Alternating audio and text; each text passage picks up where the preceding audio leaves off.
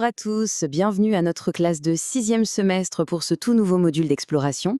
Aujourd'hui, on s'attaque à un sujet absolument passionnant, un véritable changement de paradigme. On va faire une transition mentale radicale, quitter un instant la vision clinique centrée sur les murs de l'hôpital pour embrasser les méthodologies globales de la santé communautaire. C'est littéralement la clé de voûte de notre future pratique sur le terrain. Au programme de ce module, voici notre feuille de route en 6 étapes rapides. On commence par distinguer la santé publique et communautaire. Ensuite, on parlera des déterminants de la santé, puis de la prévention et promotion, du diagnostic communautaire, des outils de collecte et on finira par le plus important, notre rôle, le rôle de l'infirmier. Entrons tout de suite dans le vif du sujet avec notre première partie, santé publique et communautaire. Alors, il faut absolument faire la distinction entre ces deux mondes dès le départ. À gauche, la santé publique. C'est classique, ça vient d'en haut. C'est une approche administrative, descendante, dictée par des politiques nationales ou régionales. À droite, la santé communautaire. Et là, c'est tout l'inverse. C'est une approche ascendante qui part de la base. On construit des solutions avec les habitants. La communauté n'est plus du tout passive, elle devient l'actrice principale de sa propre santé. C'est un changement total de dynamique. Ce qui nous amène logiquement à notre deuxième point, les déterminants de la santé. Regardons ce fameux modèle de Lalonde. Il illustre brillamment une réalité qu'on oublie parfois.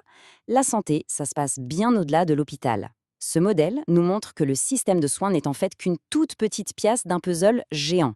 La biologie humaine, notre environnement physique et socio-économique, et bien sûr nos choix de vie au quotidien, tout ça a un impact monumental.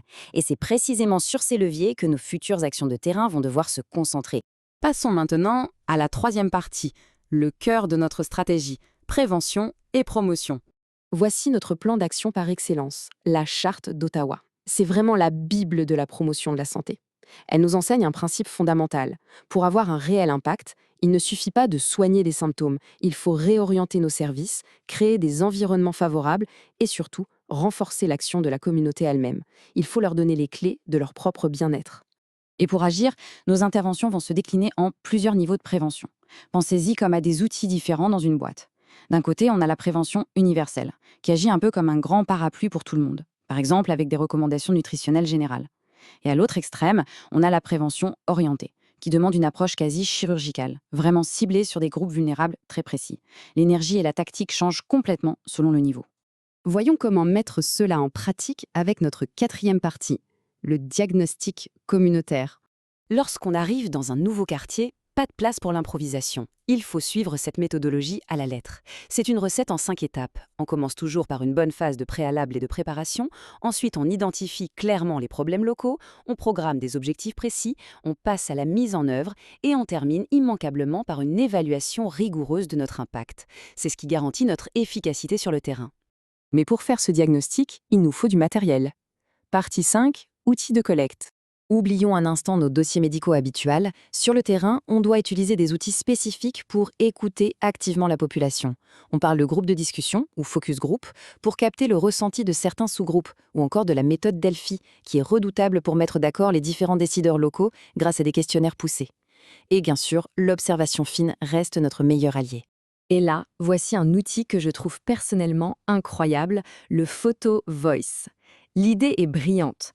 On confie littéralement des appareils photo aux membres de la communauté pour qu'ils documentent eux-mêmes leurs besoins et les atouts de leur quartier.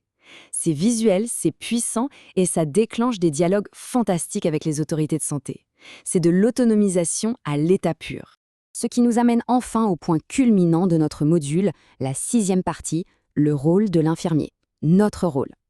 En sortant des murs de la clinique, notre classe devient le point de relais vital du système. Notre responsabilité explose. On travaille avec des groupes entiers. On identifie des besoins ultra spécifiques. On mène des enquêtes épidémiologiques directement à la source. En fait, ces précieuses données de terrain que nous allons récolter, c'est exactement ce qui va remonter et façonner les grandes réponses de santé publique de demain. C'est une sacrée responsabilité. Bien sûr, on ne peut absolument pas faire tout ça seul. C'est humainement impossible. C'est là qu'entre en scène notre partenaire indispensable, la personne relais communautaire, ou PRC. Ces bénévoles locaux connaissent chaque rue, chaque famille, chaque dynamique de leur village. Ils sont la voie de la confiance et le pont direct vers notre équipe soignante. Regardez ces diagrammes. Ils illustrent parfaitement la magie de cette synergie. Fini le travail en silo. L'équipe clinique, Les services de soutien et nos fameux agents de santé communautaire forment un cercle solide et protecteur autour du patient. Tout le monde communique, tout le monde se soutient. C'est comme ça qu'on offre une prise en charge vraiment holistique. Et si on veut une preuve concrète de cette synergie, regardons le programme SAMU-OCR. Sur le terrain, ça donne quoi? Des bénévoles PRC qui repèrent des femmes enceintes à risque dans des zones rurales très isolées et qui communiquent directement avec les sages-femmes cliniques. Le résultat? On anticipe les urgences et on sauve des vies en assurant des accouchements sécurisés. C'est l'impact de la santé communautaire dans le monde réel, pur et dur. Voilà qui clôture notre exploration théorique d'aujourd'hui. Alors que notre classe s'apprête à faire le grand saut de la clinique vers le terrain, une question essentielle doit résonner en nous.